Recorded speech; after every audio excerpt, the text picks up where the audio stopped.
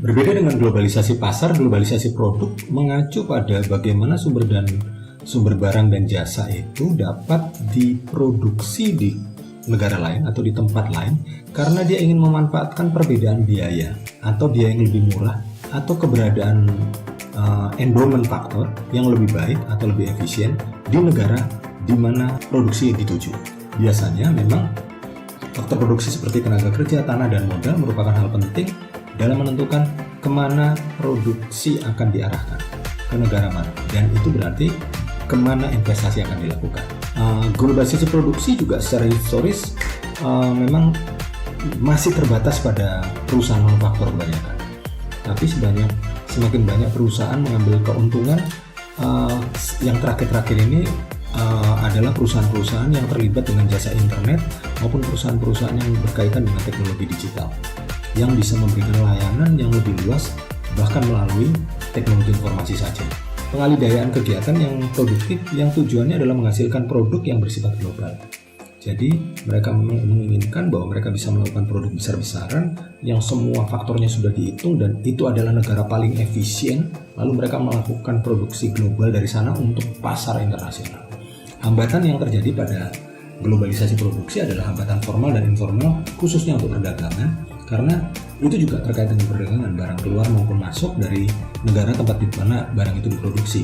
Hambatan investasi baik terkait dengan kebijakan yang menghambat investasi maupun mempermudah investasi. Biaya transportasi dari satu negara lain yang untuk membawa faktor endowment yang kadang-kadang harus diperlukan tetap dari tempat lain. Atau masalah yang terkait dengan risiko ekonomi maupun masalah yang terkait dengan risiko politik seperti ketidakstabilan ekonomi dan ketidakstabilan politik. Globalisasi memberikan dampak pada bentuk bisnis internasional. Globalisasi pasar mendorong bisnis internasional untuk melakukan apa yang dikenal dengan international trading, ekspor, impor produk, maupun ekspor impor jasa yang hari ini sudah mulai sangat meningkat dan mulai sangat banyak variasinya. Kalian tahu antara lain apa? Perdagangan misalnya, pariwisata misalnya, dan lain sebagainya itu adalah merupakan bentuk dari ekspor impor jasa. Selain itu, globalisasi produksi juga digambarkan lewat produksi internasional seperti outsourcing, foreign production, melakukan produksi di luar negeri atau melakukan outsourcing di luar negeri. Apa itu melakukan outsourcing di luar negeri? Nah, itu adalah produk yang dikerjakan oleh beberapa perusahaan yang memang perusahaan itu hanya bisa memproduksi saja, dia tidak bisa memasarkan. Lalu dia memproduksi bagian-bagian dari barang itu untuk kontrak tertentu yang sifatnya outsourcing.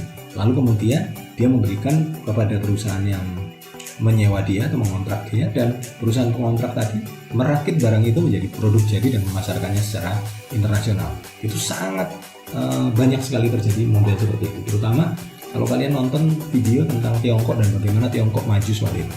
Yang kedua adalah international investment, ya tentu bentuknya jelas macam-macamnya, ada FDI, ada licensing dan lain sebagainya. Jadi apa manfaat globalisasi?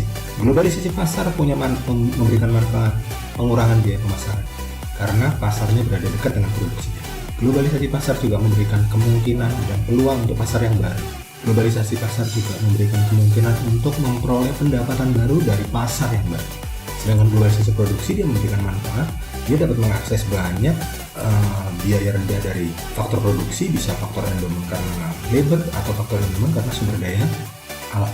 Dia juga bisa memperoleh technical expertise. Kalian pernah nonton film tentang industri manufaktur Tiongkok bahwa mereka bisa mengembangkan sebuah prototipe dalam waktu lebih singkat dibandingkan dengan banyak negara yang lain. Hal itu memberikan kemungkinan untuk memperoleh technical expertise sehingga mereka dapat mengembangkan produk secara lebih cepat.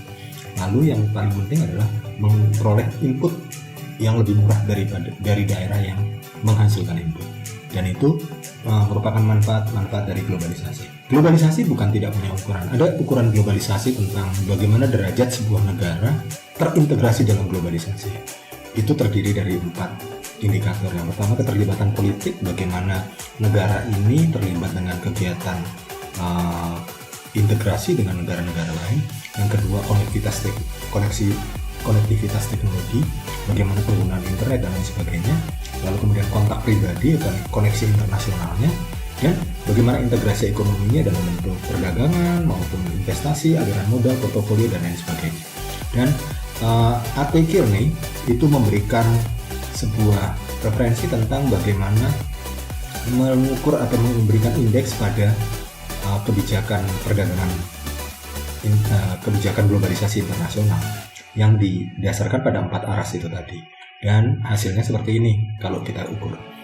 Kita melihat bahwa ada ini adalah gambaran dari 20 negara yang paling global di dunia. Yang paling global itu, yang paling ujung itu adalah Irlandia. Kalian perhatikan bahwa Irlandia punya keunggulan globalisasi di bidang ekonomi. Lalu kemudian yang kedua adalah personalnya, jadi hubungan antara bisnis di Irlandia dengan banyak bisnis di seluruh dunia sangat baik. Berbeda dengan Amerika yang ada di sini, Amerika punya keunggulan di bidang teknologi lebih banyak globalisasinya dibandingkan dengan bagaimana dia mengglobalisasi ekonominya maupun mengglobalisasi personal maupun politiknya. Sebaliknya, negara seperti Austria dia mempunyai kekuatan justru malah di political, artinya dia memberikan banyak pengaruh dalam tata perdagangan ataupun tata pengembangan kerjasama perdagangan maupun kerjasama investasi antar negara. Dan ini sangat spesifik masing-masing negara. Bagaimana setiap negara mampu untuk mengadaptasi keempat faktor yang menjadi indikator ukuran dari globalisasi. Globalisasi memiliki kontra dan pro. Pada dasarnya lebih banyak karena perbedaan pandangan dan prinsip. Faktor pro itu antara lain adalah globalisasi menghasilkan harga barang dan jasa yang lebih rendah. Globalisasi juga menstimulasi pertumbuhan ekonomi karena pengembangan kapasitas ekonomi setiap negara, terutama akibat perdagangan dan investasi. Lalu, globalisasi juga meningkatkan pendapatan konsumen. Kenapa meningkatkan pendapatan konsumen? Karena walaupun tanpa kenaikan pendapatan, konsumen memperoleh barang yang lebih murah.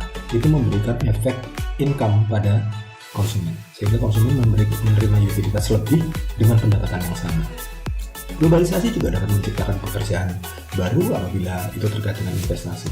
Dan negara-negara mulai berspesialisasi untuk mengembangkan produk yang paling mereka unggulkan dan memiliki endowment faktor paling banyak yang mereka miliki, sehingga mereka dapat menjadi negara spesialis dalam produksi internasional. Faktor kontranya sayangnya adalah munculnya pekerjaan terutama di manufaktur di banyak negara kaya. Karena kenapa? Karena banyak pengusaha dari negara-negara kaya yang punya tingkat pendapatan dan tingkat income atau tingkat gaji, tingkat upah lebih tinggi dibandingkan negara-negara sedang berkembang, memilih untuk menggeser produksinya ke negara sedang berkembang agar memperoleh income yang lebih, memperoleh biaya produksi yang lebih murah.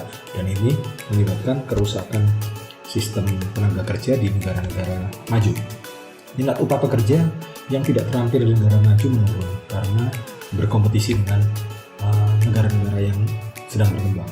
Perusahaan banyak yang pindah dengan peraturan ke negara-negara, terutama negara-negara sedang berkembang yang membuka peraturan ketenagakerjaan yang sangat mudah. Dan ada beberapa pendapat mengatakan bahwa globalisasi menyebabkan kehilangan kedaulatan karena banyak regulasi telah disusun di tingkat internasional dibandingkan regulasi di tingkat nasional.